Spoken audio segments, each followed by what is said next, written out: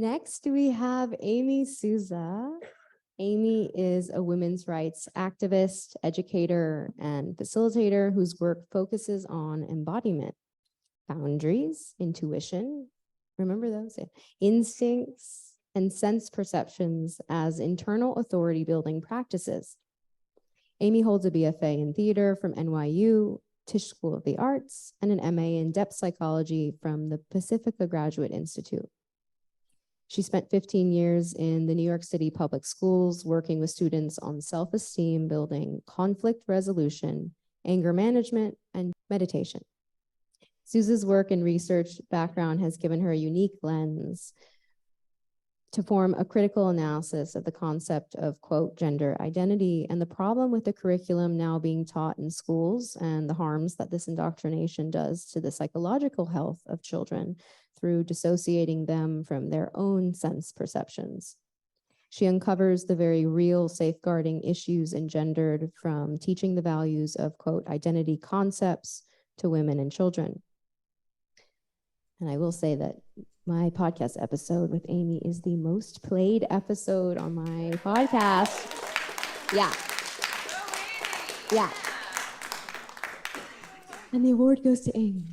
I love it. Thank you, Amy. Okay, thank you. And thank you for hosting me, and thank you for being this tonight. All right, so today I am going to be untangling for you the emotional manipulations within the language, media, and curriculum of, quote, gender ideology. I want to reveal for you how it interferes with a child's natural instincts, the accuracy of children's pain, pleasure responses, and children's ability to have healthy bodily autonomy and boundaries. So, for me, and I think this is true for all of us, embodiment is really the foundation of safeguarding skills. And when I'm speaking about embodiment here, I mean the state of being fully occupied, to be at one with and integrity with one's own body, sense perceptions, and instincts. Our bodies are the first way that we know the world, our first source of knowledge and wisdom. The persistence of Cartesian mind-body dualism notions of I think, therefore I am, that conceptualize our humanity as some kind of being a mind pilot in a bodysuit are highly inaccurate, and they're really ultimately a dangerous way of thinking about our humanity. It is much more accurate to say, I sense, therefore I am. In order of operations, sensing comes before thinking. When infants are born, they don't have well-developed prefrontal cortexes. They can't yet think in the abstract. They can't process language or abstract concepts, but they are already quite adept at collecting information about the world and responding. They already have instincts and senses that guide them. Now, not every animal has as well developed a prefrontal cortex as humans, obviously, but every animal has a sensing body that responds instinctually to its environment. And it's really like we've forgotten that we are animals who have this skill set and tool system. So our physical senses are our primary safety guidance system that lead us towards nourishment and pleasure and lead us away from pain. So I want to do a quick breakdown of embodiment versus dissociation and look at how the underlying mechanisms and components of the gender ideology doctrine fall under the heading of dissociation. And as I said before, when I'm talking about embodiment, I'm speaking of the state of being at one and whole with oneself, no disconnection between mind and body, whereas dissociation is the state of being disconnected from one's body, environment, emotions, memories, and sense of self. Okay, so would you mind holding this for me while as I read? Because I really have to talk with my hands, and it's very it's very frustrating to like hold two things. Okay, so thank you, Jennifer. I appreciate it. Okay, thank you so much. So all right, so under the heading of embodiment behind me, we have naming reality, sense perceptions, intuition, instincts, bodily autonomy, boundaries, emotional resiliency, internal authority building. And under the heading of dissociation, there is dissonance with reality, mental analysis, abstract conceptions, judgment, objectification, compartmentalization, and commodification, barriers, controlling perceptions of others, and external authority seeking. Now, to be very clear, I'm not talking specifically in terms of a dissociative disorder. I'm speaking specifically to the mental qualifications and rationalizations that separate us from our primary awarenesses. So gender ideology falls under the category of dissociation, and the type of curriculum that kids in the United States and many countries are currently seeing is the kind where adult educators that are in the classroom are coercing kids to participate in gender ideology pronouns, and they disrupt the instincts of children and their own bodily authority. Okay. All right, so above these these are two visuals that are very, very common. They're pretty much the same. One is the gender unicorn, one is the genderbread person curriculum. These are found in many states in the United States. And as you can see in the graphic of what we're looking at, are concepts that are abstract, undefined, and constitute a kind of anti-reality fantasy. So everything is conceptualized, compartmentalized. So there's the mind, and it's separate from the heart, and then there's the genitals, and the expressions are all separate. You see, they've even up there, the mind is even separate from the body in the unicorn one. So everything is compartmentalized into a lot of little bits. And of course, later, what happens is this also moves kids down a path of commodification, where they think that they can be directed into the notion that they can amputate and then purchase separate body parts and kind of build the external expression that meets their mental conception of their identity. So all of this is very dissociative.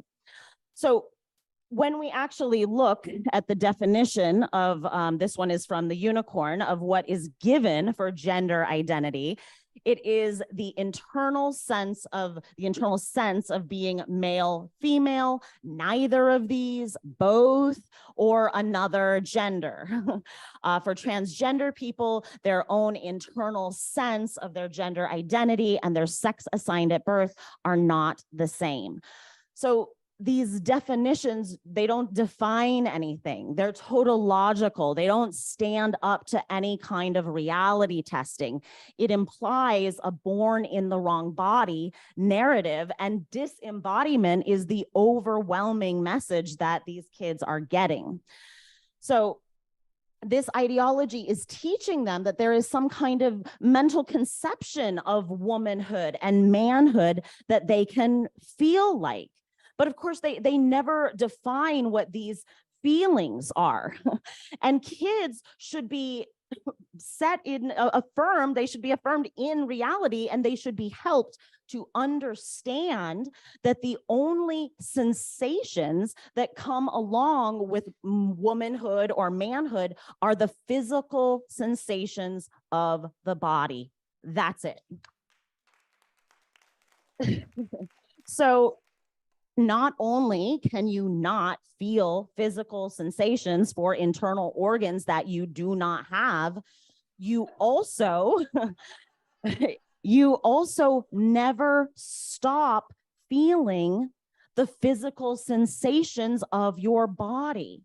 So whatever path a girl walks down. She is still on a female physical developmental path. She always feels the physical sensations of her female body, and she will never stop feeling these physical sensations. And at no point ever in her life, even if she completes an external facsimile of looking like a man, she will never gain access to male physical sensation. She will always only feel female. There is no other kind of feeling.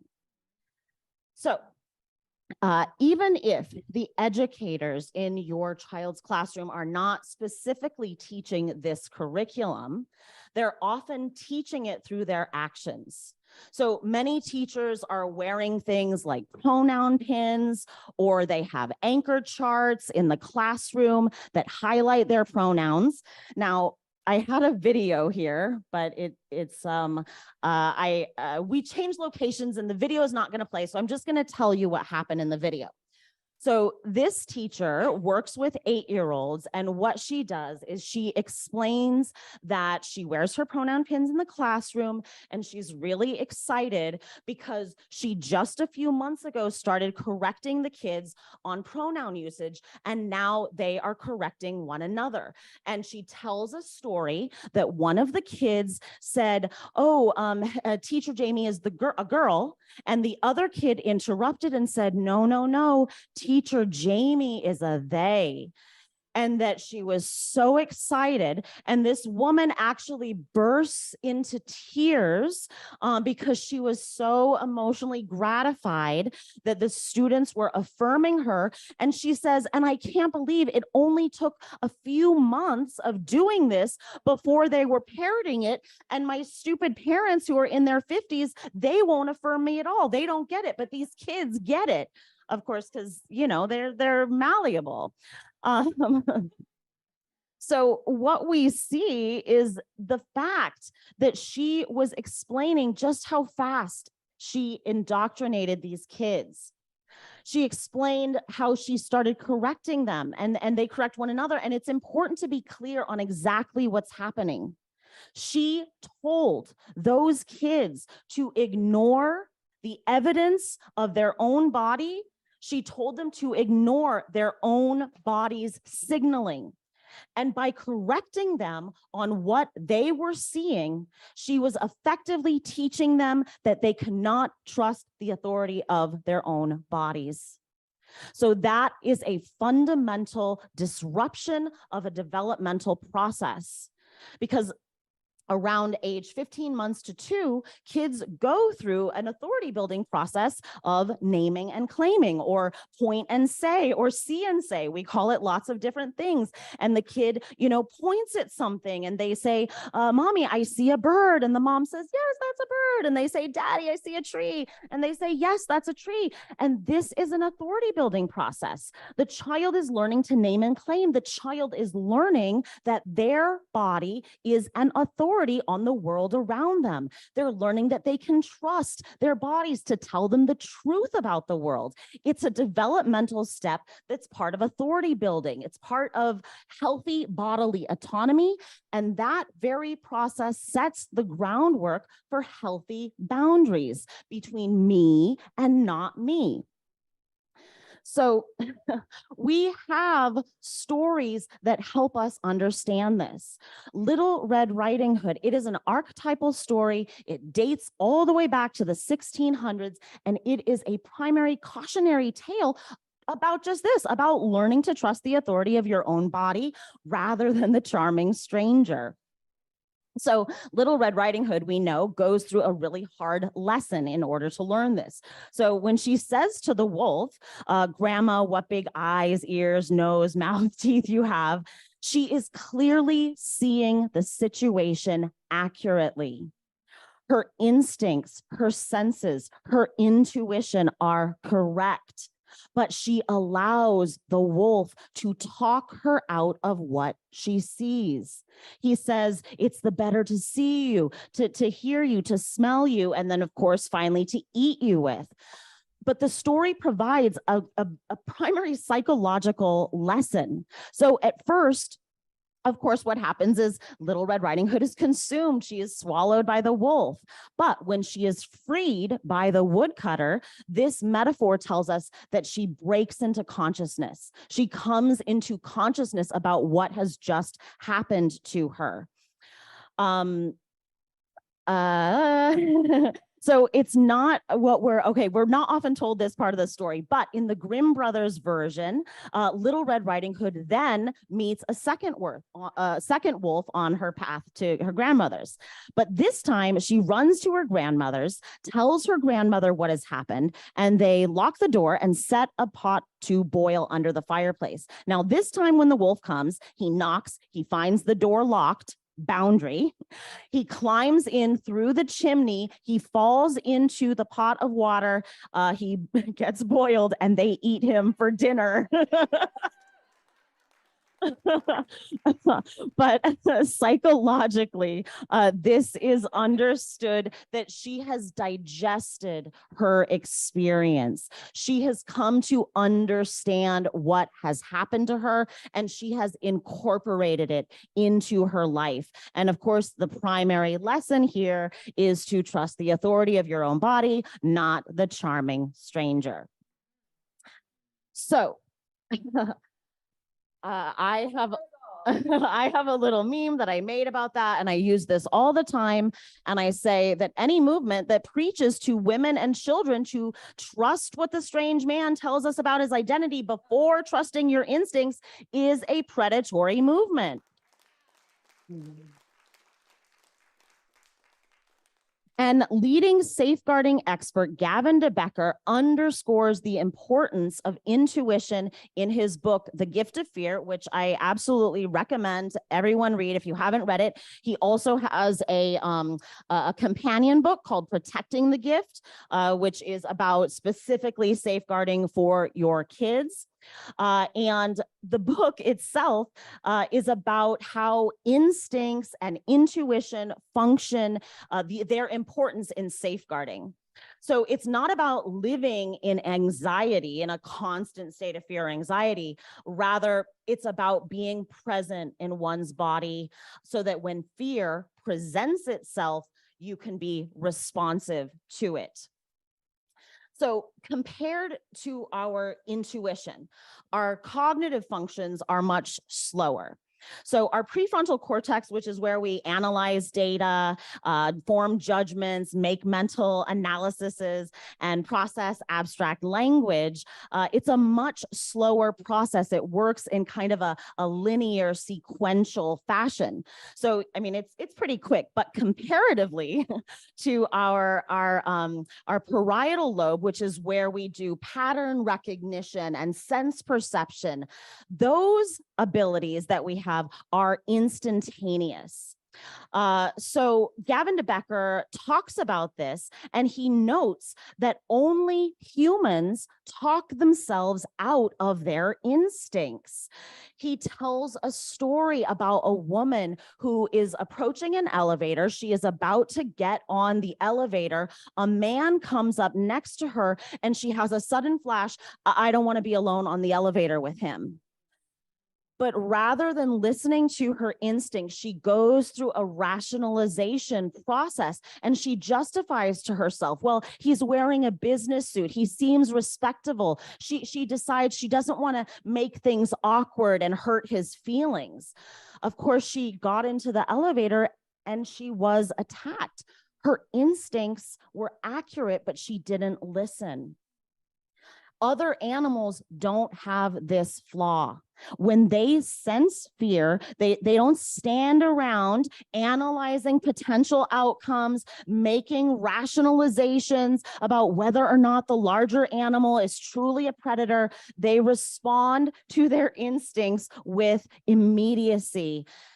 And this is exactly what kids are being groomed out of. So, emotional manipulation, false positivity are also further tactics that erode boundaries. And you hear a lot of language used in the media around this movement. Words like inclusivity and validation and affirmation and being kind. So these values don't qualify as infallibly good. They are only helpful in certain situations. So if we're talking about a third grade birthday party, let's say, yeah, inclusivity is great. Invite the whole class, let them all come. That's wonderful. But when it comes to safeguarding, boundaries are required and boundaries are necessarily exclusionary.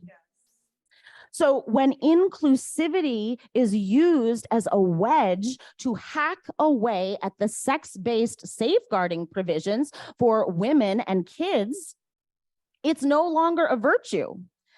And the ideology that is in schools as well is now sending kids into bathrooms and locker rooms that were traditionally segregated by sex for privacy, modesty, bodily integrity, and safety. They are sending them into girl plus and boy plus bathrooms that instruct kids that the bathrooms are for those who identify into that category and that they are for those who feel comfortable in that space. And certain schools are going even further, and you can see it in the middle one, and instructing students that if they see someone who they think doesn't belong there, not to stare at them, not to challenge them, not to insult them or make them feel uncomfortable. And this is the exact opposite of safeguarding instructions. It tells them to ignore what they see, to literally not look, to disregard the evidence and authority of their bodies, and to stay silent in the face of their own discomfort and take care of a potential predator. So this is just, obviously, this is an incredible dissociation from emotional and body intelligence. So also, as well, the entire ideology is one of external validation seeking and perceptual control of others. So the video that I talked about earlier with the teacher, we could see it in the video to the extent that she wanted the emotional support of her students. She wanted them to affirm her and validate her. And there's a lot of examples of this that you may have seen on things like Libs of TikTok. There was a video of a teacher who had a school-wide assembly for him to come out as non-binary to the students. And obviously, this is very inappropriate for teachers to ask their students to be an emotional support for them. That kids are not qualified. I mean, you literally go to counselors to be an emotional support. Kids are not qualified to be emotional support for adults. But it is also teaching the students to model this behavior. Thank you. So this video, which is also not going to play, but there's many like it. This young girl has a meltdown because out in the world that day, no one called her by male pronouns. And she literally starts crying in the video because people won't do it. And she's kind of saying, why can't they just see me as masculine? Why can't they just see me as masculine? And she pulls down her shirt and shows her scars, and she's just so frustrated. But what it shows you is that this ideology is not building any kind of emotional resiliency. These kids keep getting told, you need external validation. You need to be able to control the perceptions of the world around you. But as adults, hopefully the rest of us adults in the room know that that is a futile exercise. You cannot control other people's perceptions. So it creates kids who are emotionally fragile, insecure, and unstable. So the danger of this ideology is that it disrupts the natural pain-pleasure response system. Girls are being told that breastfinding sometimes leads to authenticity. And this is a disruption of a natural, healthy pain pleasure response, which, as I said before, the pleasure response should lead you towards what's nourishing. Pain response should lead you away. But instead, I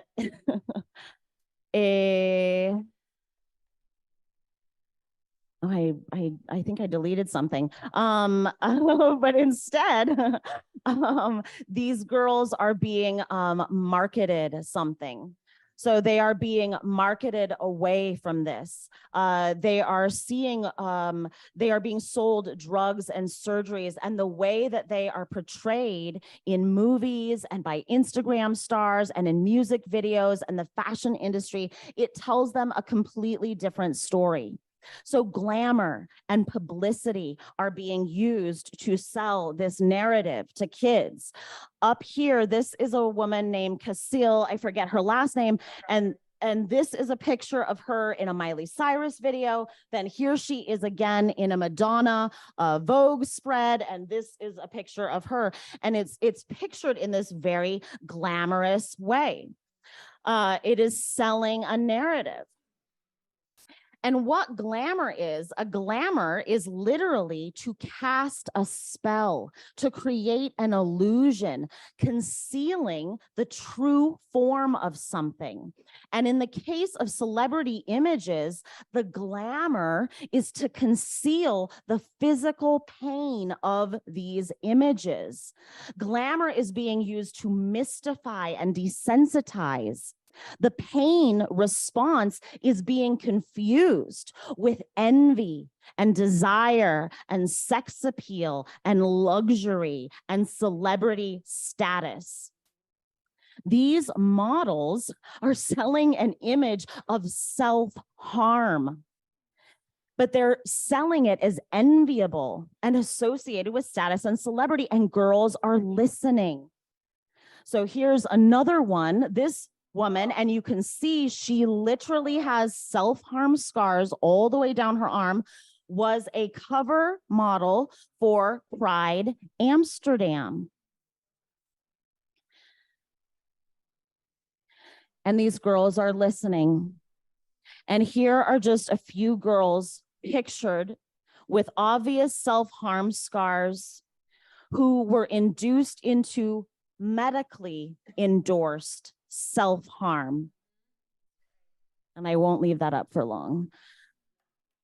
And the doctors, the very doctors who should be asking their patients, when they see self-harm, they should ask their patients about depression, sexual abuse, all kinds of comorbidities. But these very doctors are leading them down a path of further self-harm. And you see here, she's being asked the question, well, what if I have self-harm scars? What then? And here's Dr. Gallagher, the butcher of Miami, saying, don't worry about it. It's not a problem. There's no self-harm scar too deep that we can't also offer you a radical double mastectomy. So what I have shared with you today is only a small portion of the dangers of this ideology, and I hope that I've impressed on you the very ways that it leads kids to dissociate, control perception, and seek external validation. And I want to end with a metaphor of the empty house. Okay, this is a great metaphor, and you can use this anywhere. So that the metaphor of the empty house goes like this. At one end of the block, there is an empty house, but the house is surrounded by a giant fence. And on top of that fence, there's even all kinds of barbed wire. Still, everyone in the neighborhood can tell that it's vacated. So kids sneak in, they have their parties there, drug dealers sneak in, they do their deals there. People let their dog take a dump in front of it. People throw their trash on the other side of the fence. Kids throw bottles through the windows because everyone can see the house is vacant. Just a few houses down, there is a house, no fence at all. But there's a beautiful lawn planted, there's curtains in the window, the lights are on, there's wonderful cooking smells coming out of the house, but no one breaks in. They don't even need a fence, and no one breaks in because everyone can see that the house is fully occupied. And that is the difference between embodiment and dissociation. You do not need barriers. You don't need to control anyone's perception if you are living in your embodiment. That is the state of having emotional resiliency. That is the state of trusting yourself and being at one with yourself. So thank you all for letting me speak with you today. I appreciate it.